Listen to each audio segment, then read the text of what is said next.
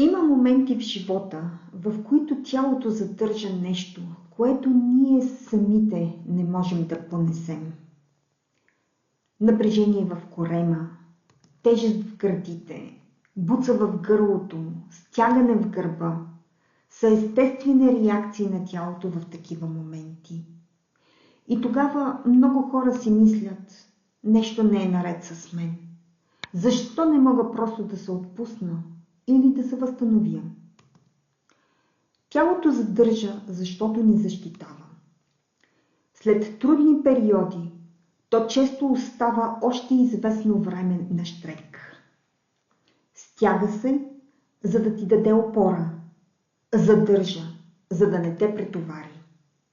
Пази местата, които все още са твърде чувствителни. Това е грижа.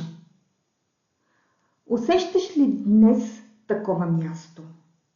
Място, което усещаш стегнато, натежало или чувствително?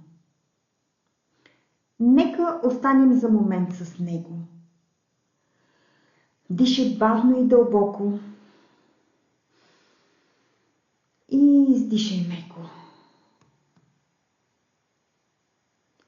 Тялото ти пази нещо ценно. Нещо, което има нужда от време.